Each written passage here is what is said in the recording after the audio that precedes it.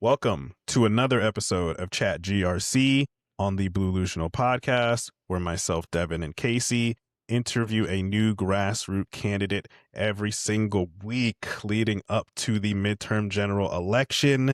We took a break from the South this week, and we are heading over to the West Coast. So, sir, please introduce yourself and what you are running for.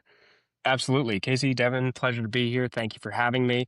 My name is Tyler Vandenberg. I'm a 7-year veteran of the United States Marine Corps. I was a Jeopardy champion. I am a proud Great Society Democrat running to represent the beautiful California 6th, which includes parts of Yolo, Sacramento, and Placer counties, right in the middle of our beautiful state, in Congress. And I am very happy to be here on Blue-Lusional. So thank you for having me.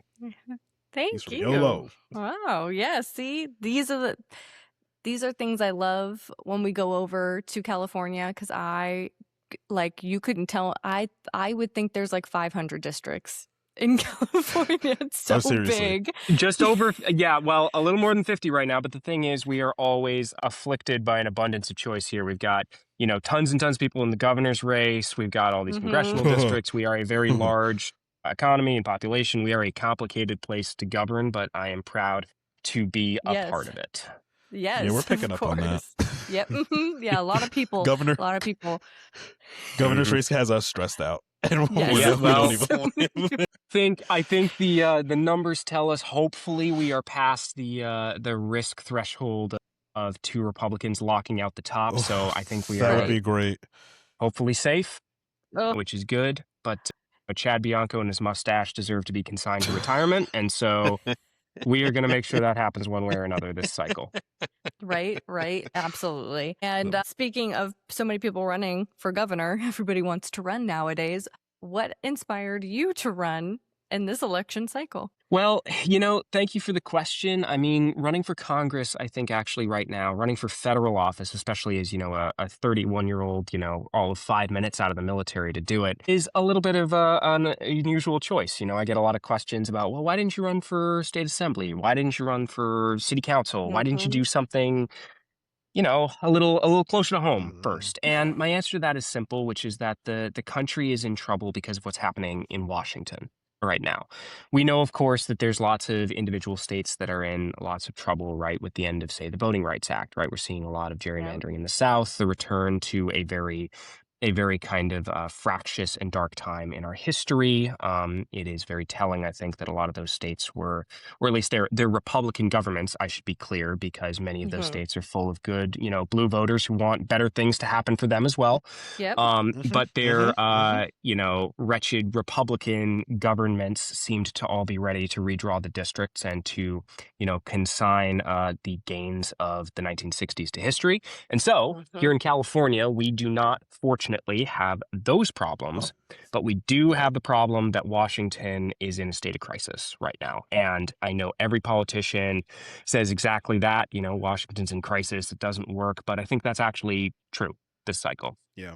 I'm running for Congress because I remember very specifically an article early in President Trump's second term, I believe in the Wall Street Journal, which included on background members of Congress from both sides of the aisle saying they were afraid to vote against the president because of threats to their careers, to their families, to their lives. And that really bothered me for a couple of reasons. One, if you get elected to fix the roads and make a better district for your people, like, you're not looking to risk your life, and that's extremely concerning.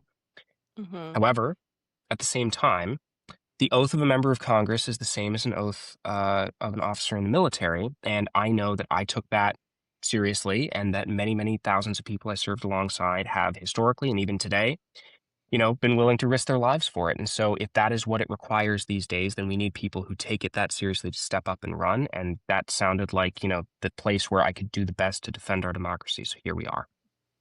Wow.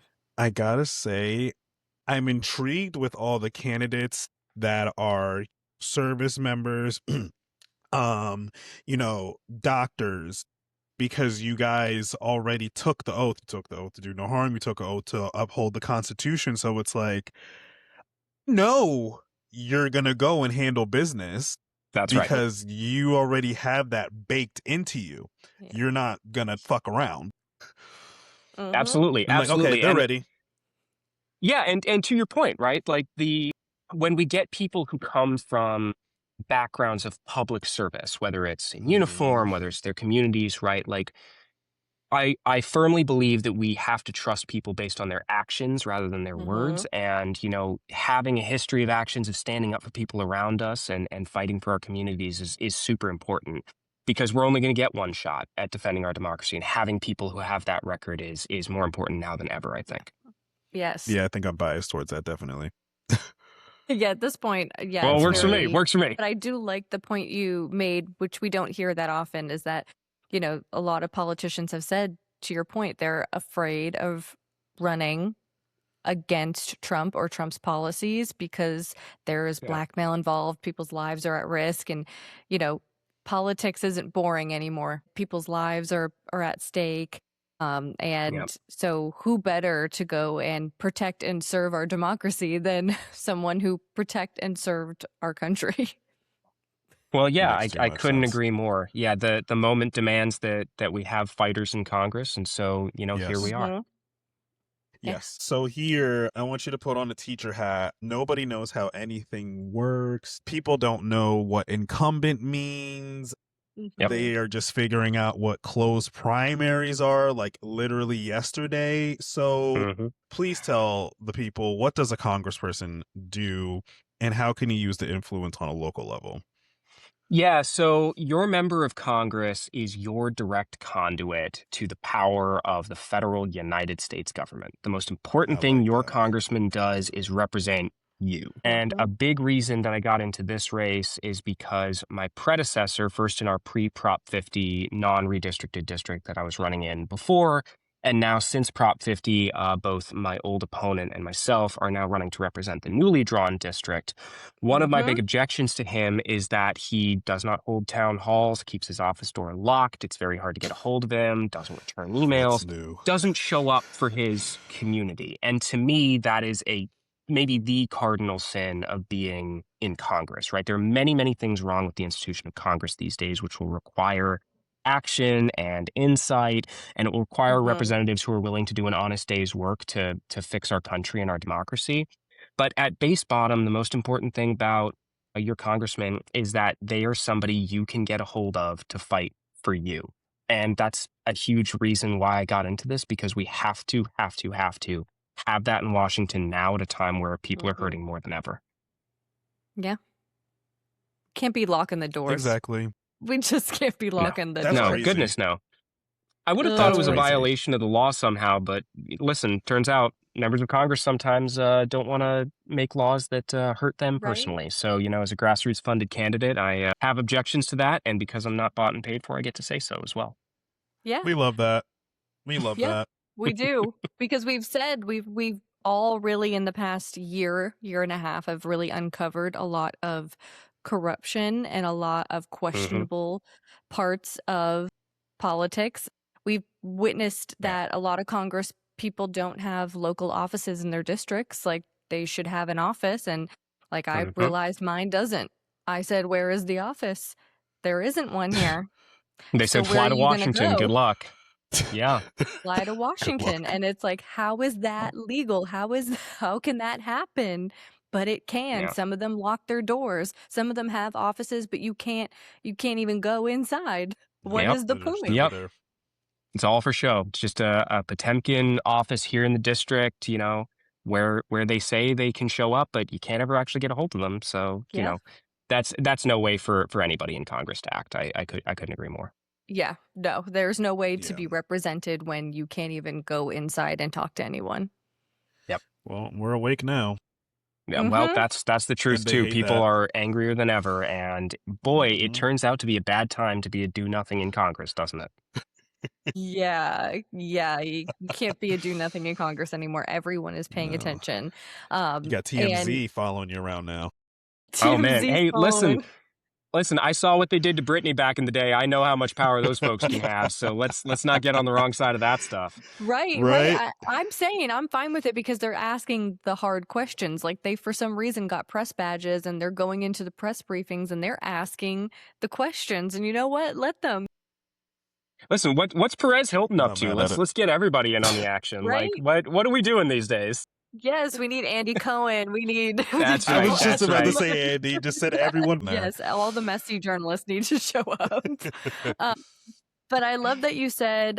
I mean, I don't love that the Congress, your incumbent's door is locked, but one of the things that we've talked about is that so many of the incumbents, they don't actually go to their district and talk to Mhm. constituents and hear how they've been affected.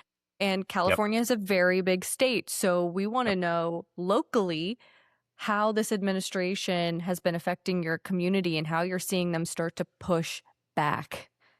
Yeah, so the big thing, of course, out here, and as with everywhere in the country now, but the biggest thing here is affordability, right? The Mhm. administration has, taken over at a time where California is more expensive than ever, right? It's a beautiful state. We are too desirable to live in, so lots of people want to be Right? here.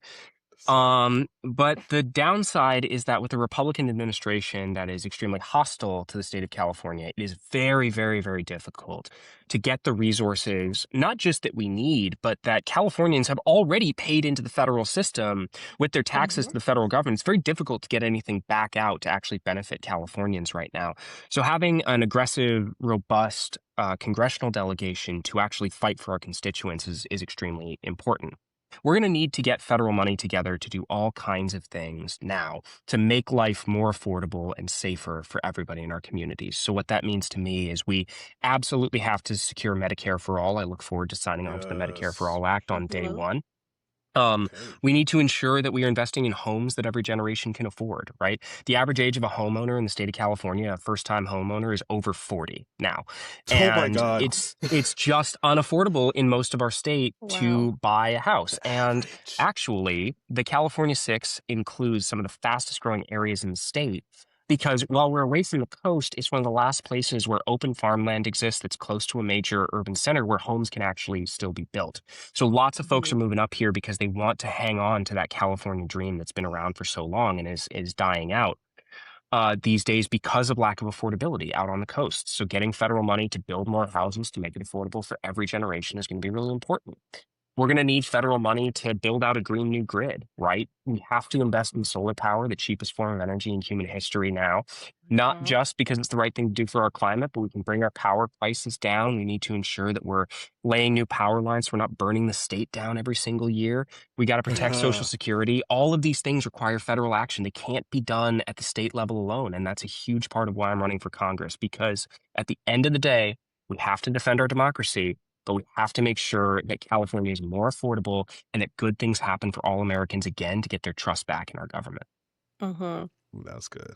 But Right? wait, Tyler, if we're gonna invest in solar energy, what are we gonna do when the lights turn off?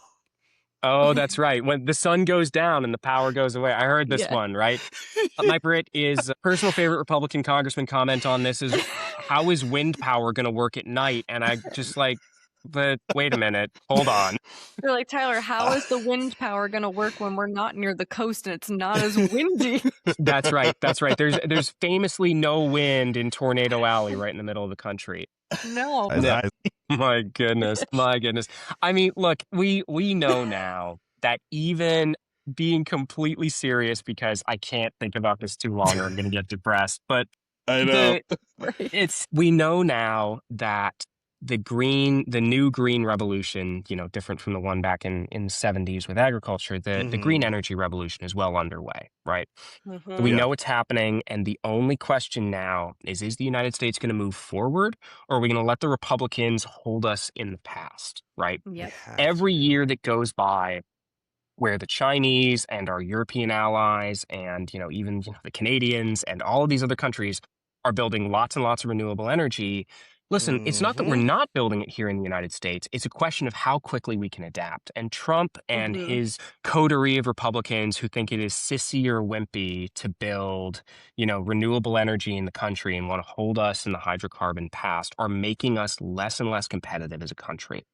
Every year that Yep. goes by, oil products, petroleum products are going to get more expensive in the future, right? Mhm. We know that the instability of oil supplies from places like the Middle East, caused by none other than the man in the White House, is a problem, and that every other country in the world is investing in a greener future. If we are Yep. to keep up and remain competitive, we have to do the same. We Yes. have to. Yeah, We're not a because this superpower anymore administration 'cause of said, this shit. actually, we're going to build like 10 data centers instead A day. a day. And You some know? of these data centers going in take more power than the entire state that they're going into. Like, Mhm. listen, whatever you think about the AI revolution, I have lots and lots of reservations myself. Hard pass.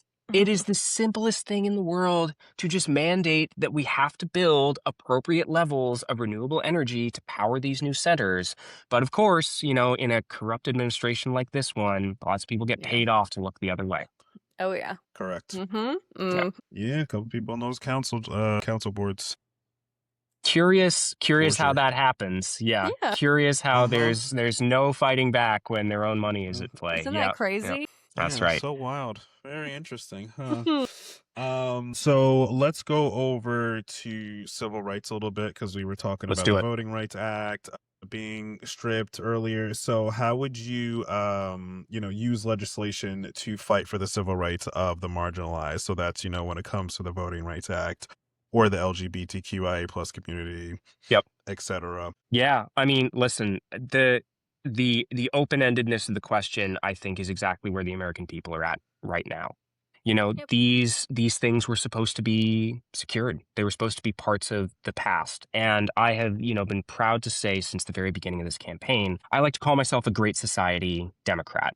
Now, putting aside some of the foreign policy choices of this era for a second, when we talk about the Great Society, we're talking about Lyndon Johnson's program of huge legislative changes in the rights of all Americans and in building better things for all Americans as part of our government, right? So we're talking about the Civil Rights Act, the Voting Rights Act, the Fair Housing Act. We're talking about the Great Society metros, investing in our education, Medicare, Medicaid, the National Endowment for the Arts, right? We are talking about a comprehensive program that made America a safer, better place for all of its citizens to live in.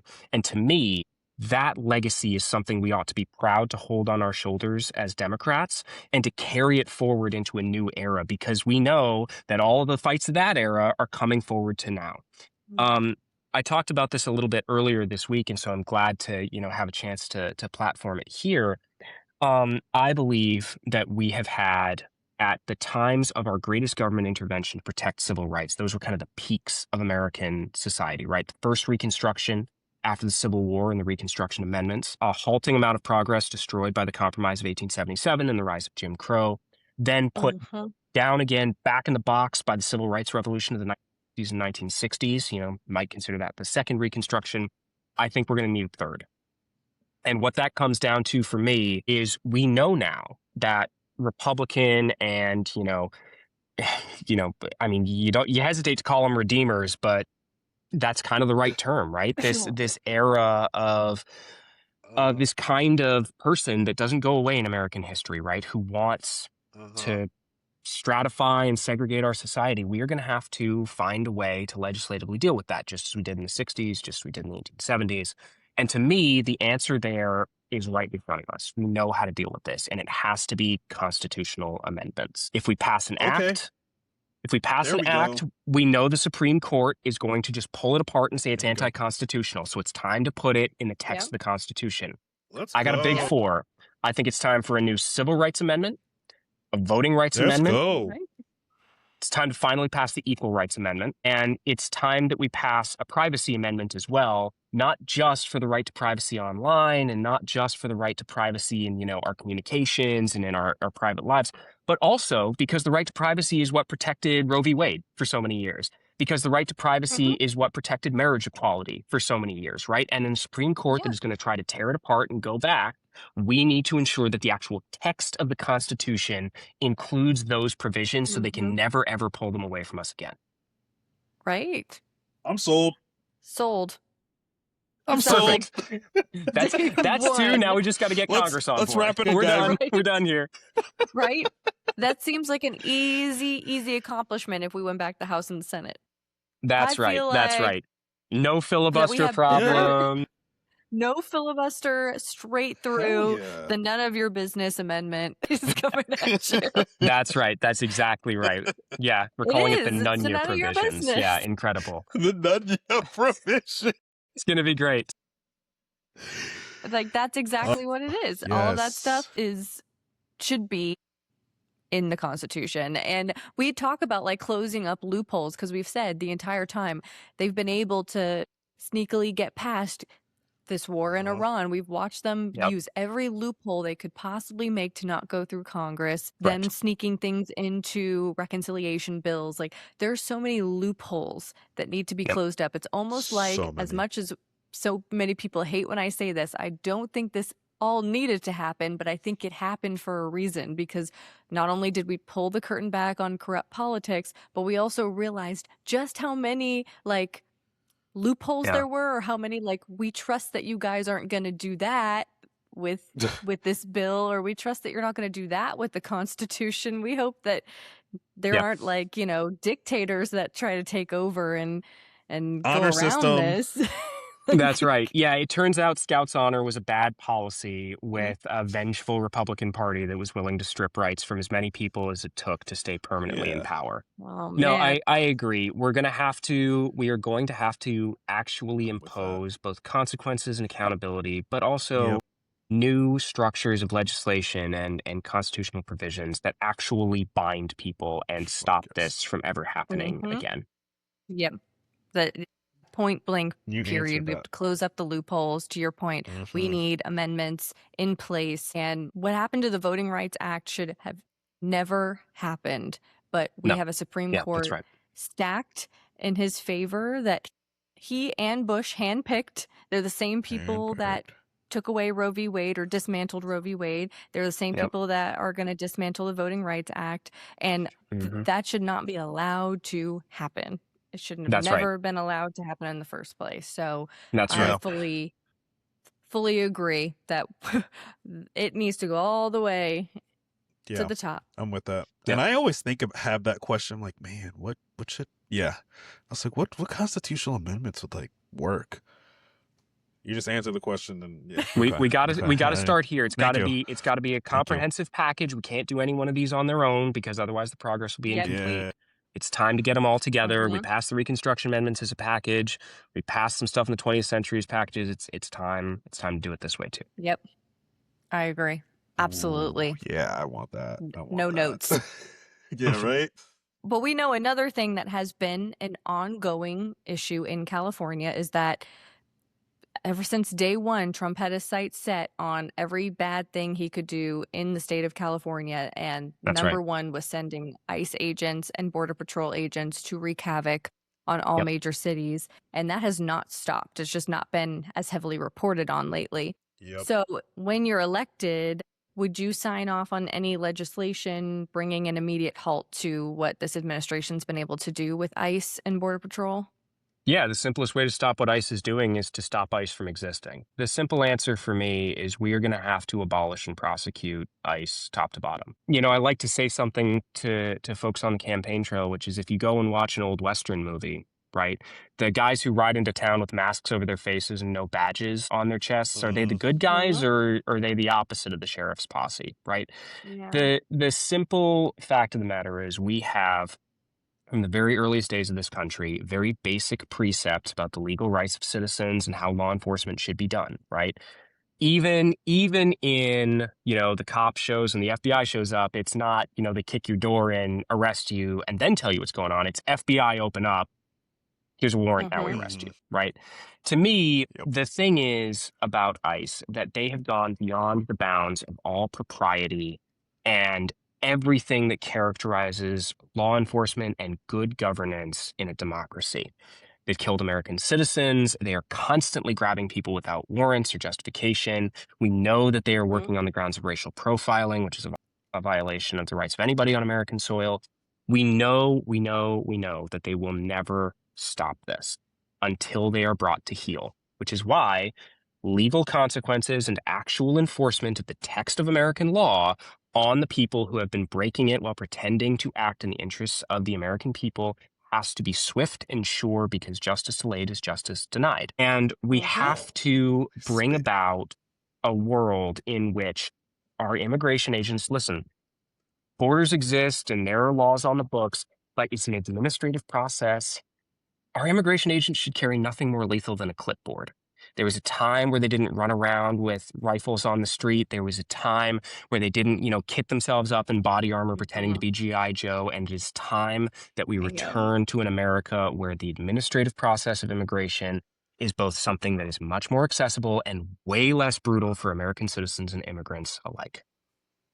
Mm-hmm. Damn. Yeah. Yeah. I mean, All of that. all of that. It really is. I mean, we talk to a lot of candidates, and we obviously are paying attention to, political candidates that are running for federal level of office that can say things like abolish ICE, that don't say it. So do you think that the people whose stance is not to abolish ICE but to put some roadblocks or some barriers on them, afraid to abolish it or don't think it's possible? Or like why do you think that there are a lot of candidates that won't say it? I think some of it is fear, but I think that rather than me criticizing folks on my side of the aisle who are kind of, my allies, I think that it's just a question of not seeing the full scope of the abuse, right? We know that in California and of course in Minneapolis and in other cities, and states that have been victimized by ICE's overt aggression and brutality, that it's closer to home than it might be for folks who aren't in districts that have been so readily affected just yet. Right. But what I would say is that, lack of attention does not guarantee future safety. And these abuses will continue so long as they are not restrained, and they can and will happen to anyone so long as they are allowed to continue. So while I have great respect for folks who think that there is a world in which, the rule of law will restrain the worst abuses by ICE officers, I think we know, in my opinion, to a certainty now, that these abuses happen because they like flouting the law, because they are showing what they can get away with, because they are committing these abuses because they feel that they are above and outside the legal regimes that have defended the rights of Americans for so many years. And it is time to teach them once and for all that that is incorrect. Let's go. Okay. Let's go. All right. So then here, right into the next one. What are your top 3 priorities? I want to hear it. I want to hear it. Ooh. I mean, okay. When you get elected. Well, thank you. I have 3 basic pillars to my campaign, and I consider them the top 3 priorities that I do in office. Pillar number 1, we got to hold Trump and Republicans accountable.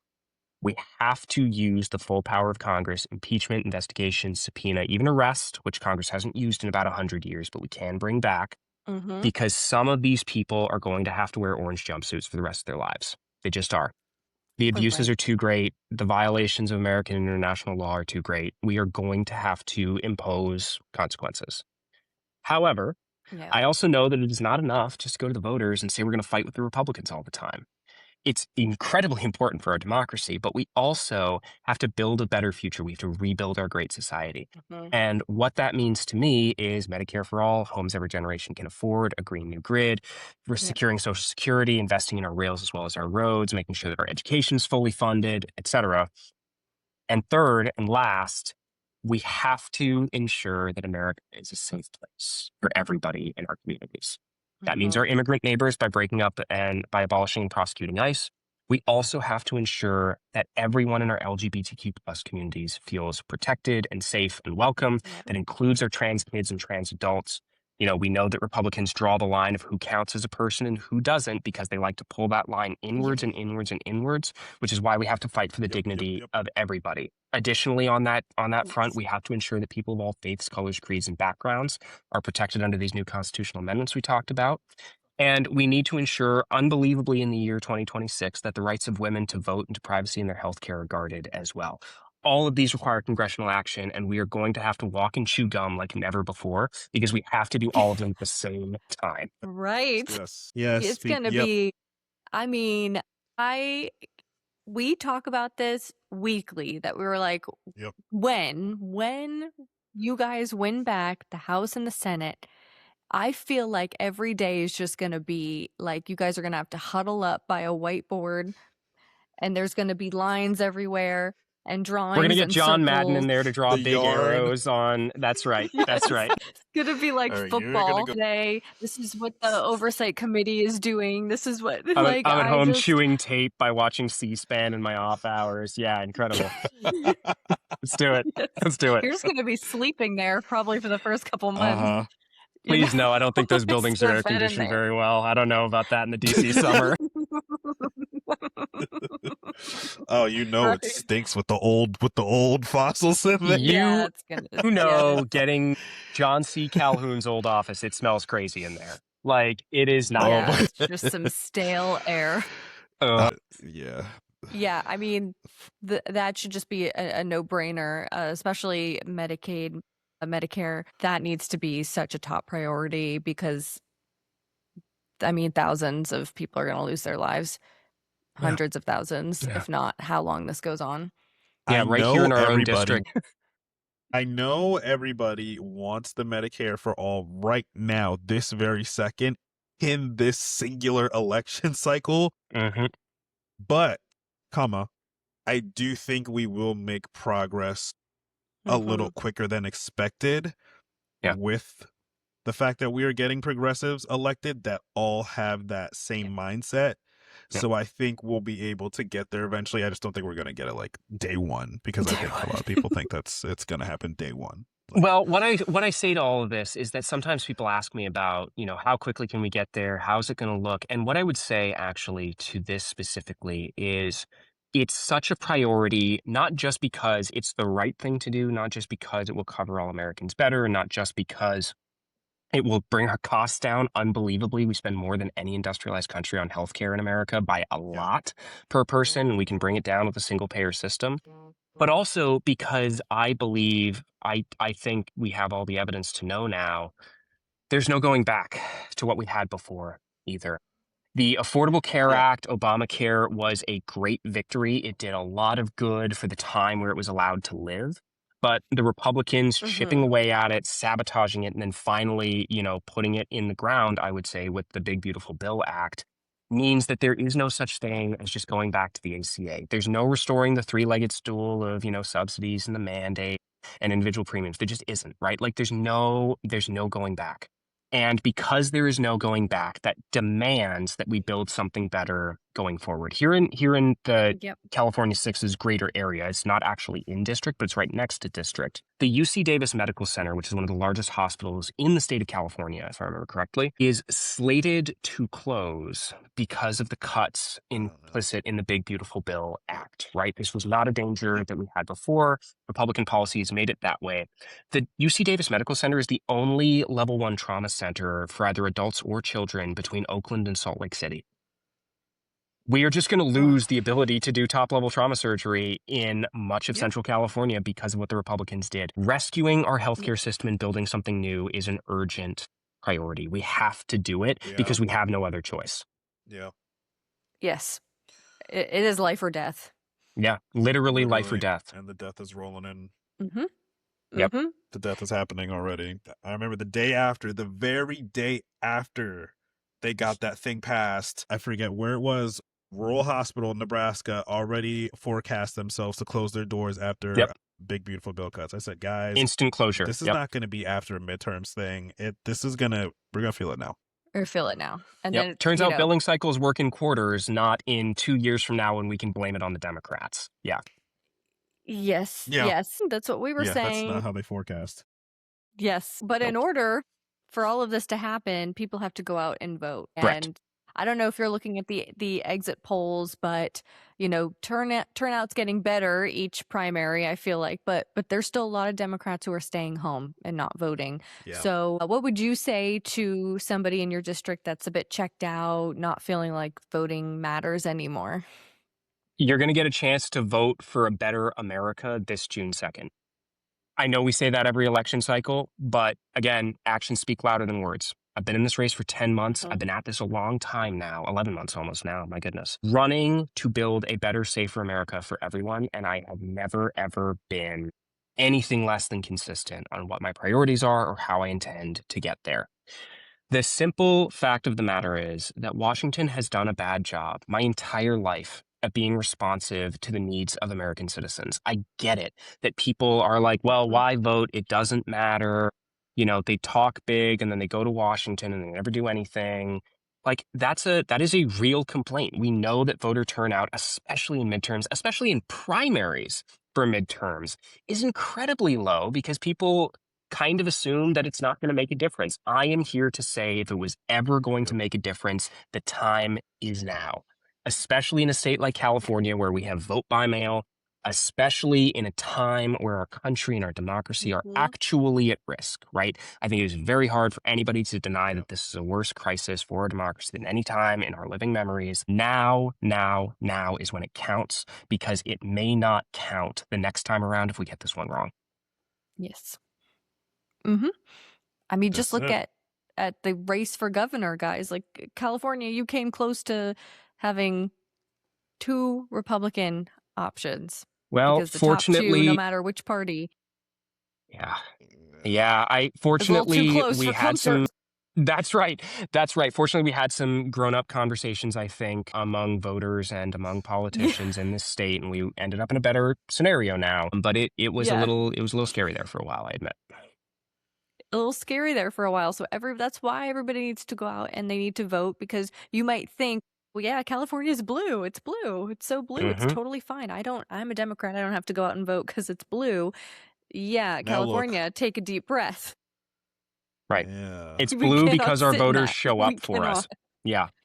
Yeah. But also, it's, Yeah. our Yeah, voters we show gotta up do for that. us because we have to deliver on things, right? We have to build that better future because trust is earned, not given. And going to voters year after year after year and saying, vote blue, vote blue, vote blue, because the alternative is worse, we know, especially because of this last presidential election, we know that's not convincing. And we know that we have to provide and deliver on the things that we say we want, because otherwise people will never believe us in the long term. Oh, yeah.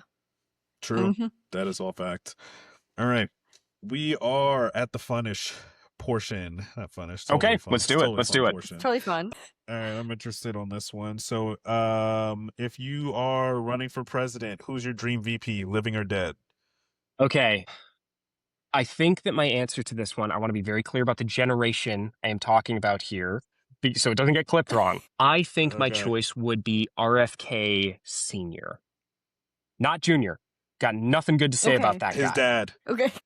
Yes, the elder Bobby Kennedy, Attorney General of the United States from the 1960s, one-time presidential candidate, unfortunately did not, get to live a full life, unfortunately did not get a chance to go to the White House. But I would choose him because I think Bobby Kennedy Sr. is a great example of how we can, as politicians, as representatives, how we can work to bridge racial, class, ethnic divides towards a better movement, right? I think another choice that I would probably put in this category is maybe like Jesse Jackson, right?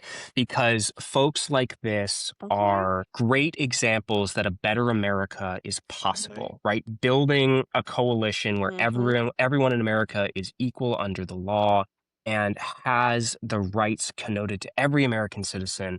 That is the kind of thing that I would want. And frankly, RFK Sr. is partly my choice because his rhetoric in fighting for that future, having somebody in, my theoretical White House who could go out and stump for that moral vision as he poured, almost, I think, uniquely among all American politicians, living or dead, that is something I would want to have on the team. Yes, absolutely. We need more politicians that look like me and you, who are white, to not be afraid to speak out against racism. Come on. We can't be afraid to speak out against couldn't it. agree We more. can't. Yeah, I couldn't agree more. A few months ago, Take I'm this very note, my man. proud. Well, I'm very proud of a video I shot very, very early in this campaign. I was in Birmingham, Alabama for a little less than a week. I saw it. And what that ended Told me up, about it.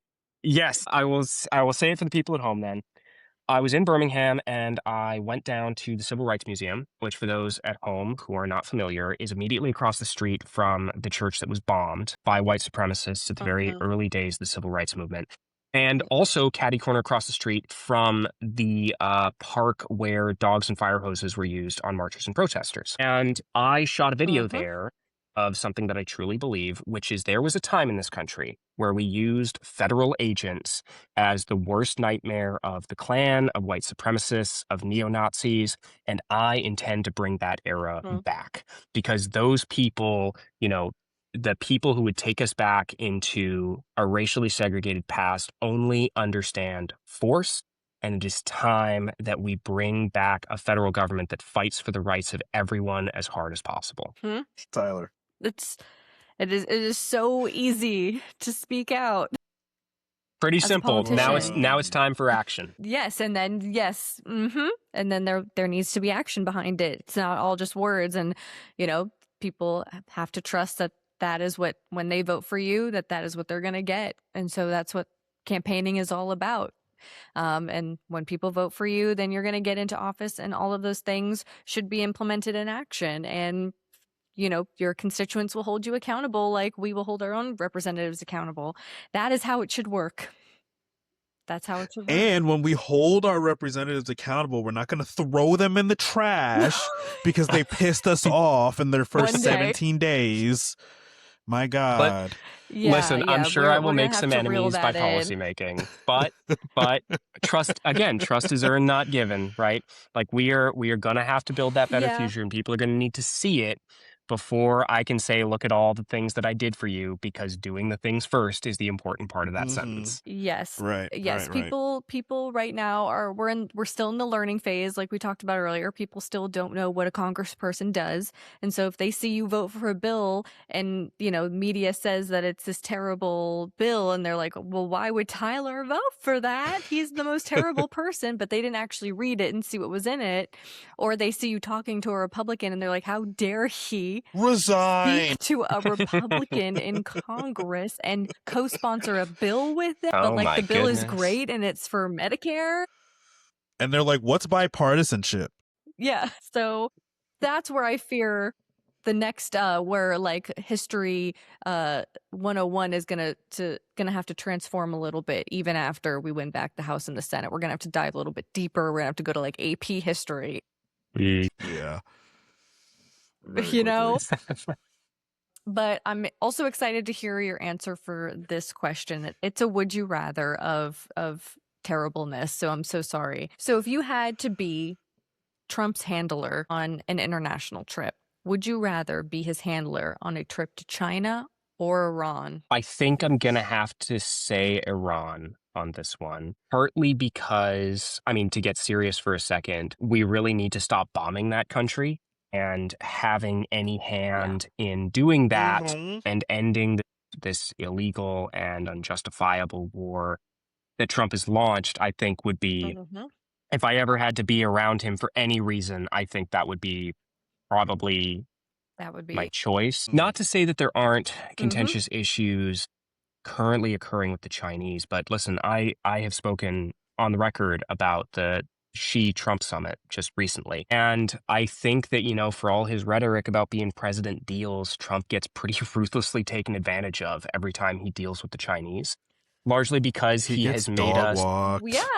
Yeah. And his handlers tell him that sir, you're doing such an excellent job. Meanwhile, the Chinese are running away with the game on green energy and infrastructure and economic growth. It's just like dealing with powers in the world who are comparable in, size and even now to a growing extent in influence, that Trump is just unmanageably incompetent, unmanageably unable to do anything but get completely fleeced every time he does it. And you couldn't make me go close to that for all the money in the world. No. He thought when he was on that plane flying to China that he had the upper hand because of the arms package that he was still, tossing up in the air. He thought he was going to show up and say, you're going to give me my business deals because I'm about to this arms package for Taiwan. Yeah. And they said, do it.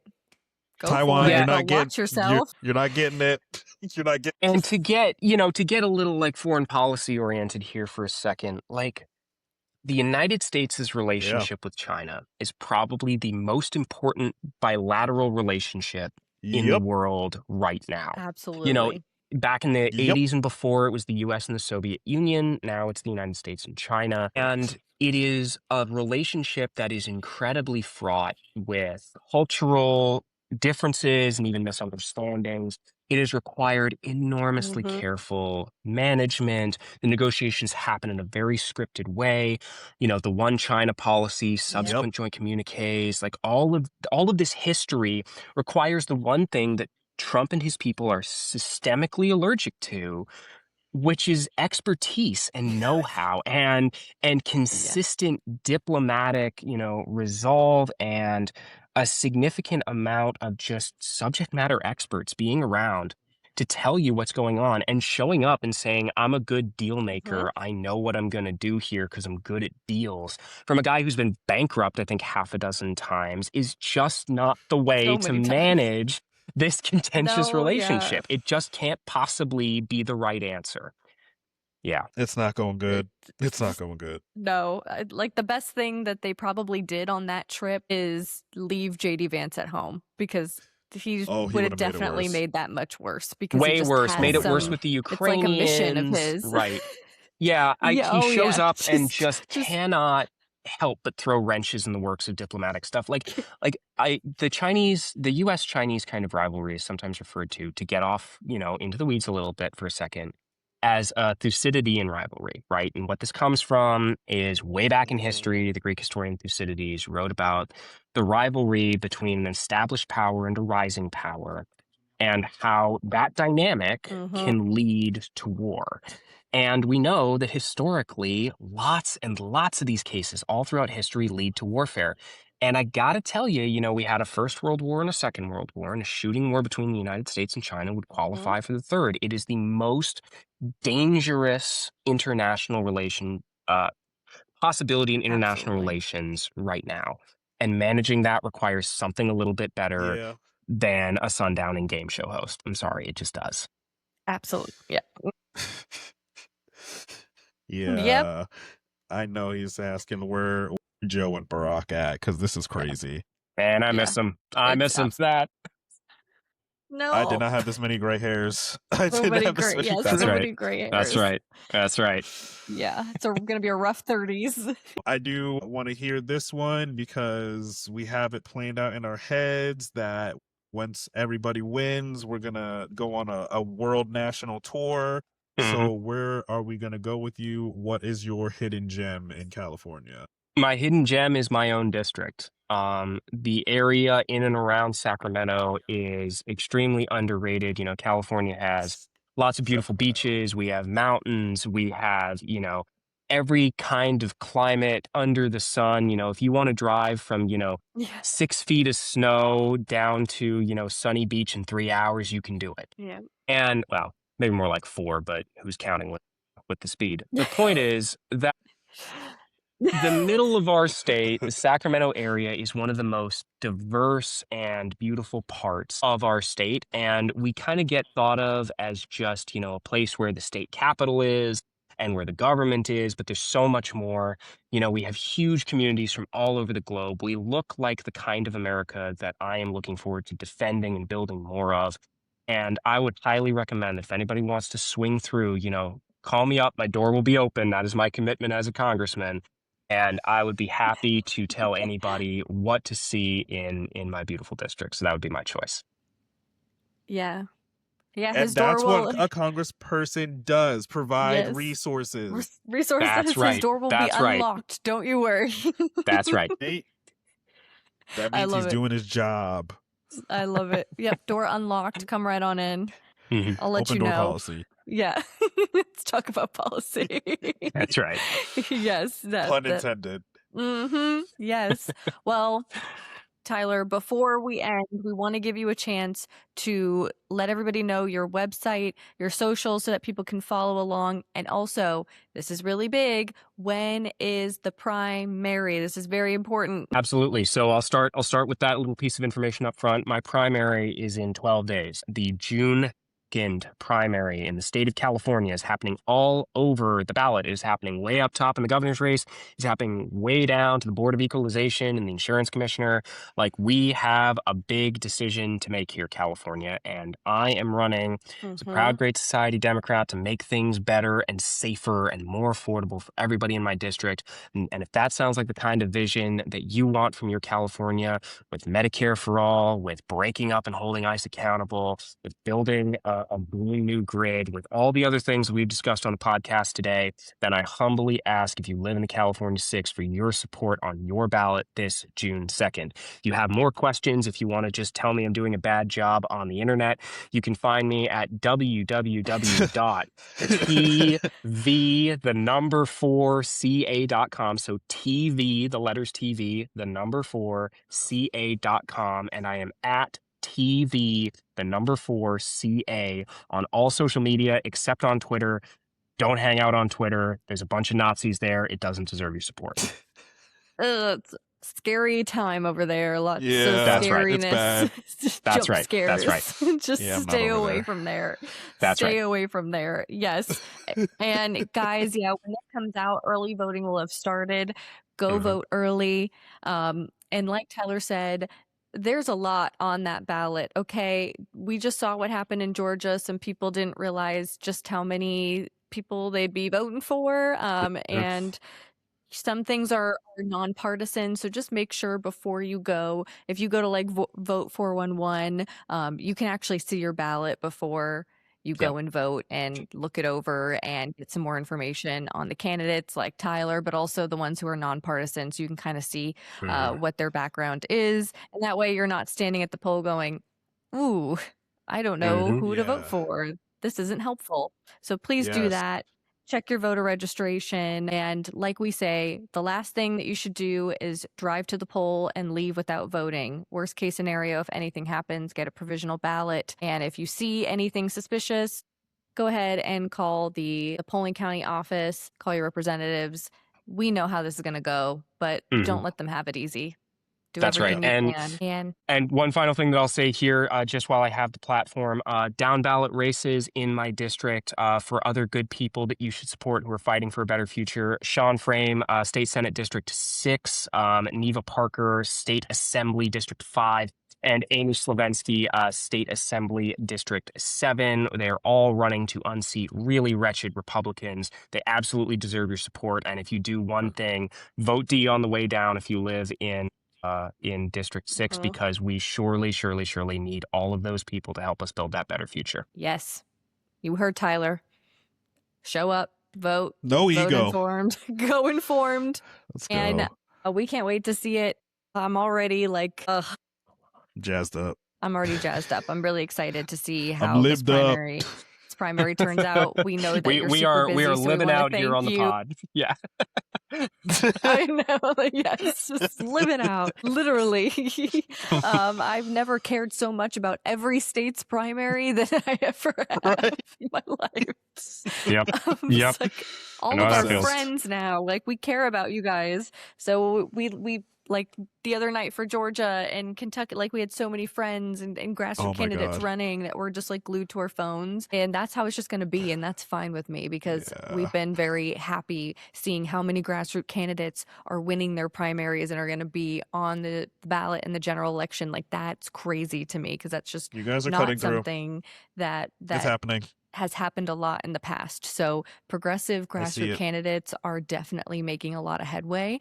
So you guys are making noise. We're just so excited. And Tyler, thank you so much for taking time out of your very busy schedule as this primary approaches to come on the podcast. And we hope that the next time we see you is going to be like in person in DC. I hope so as well. Devin and Casey, thank you very much for the opportunity. It has been a great pleasure to speak to you both. Thank you for having me here. Thank you. Thank you all for listening. Like I said, we're doing this every Thursday all the way through November. So make sure you're tuning in every single Thursday. And if you haven't seen your candidate on here, make sure to DM us. Let us know who they are so we can get them on every single Thursday. And we will see you guys next week. Thank you guys. Have a great night.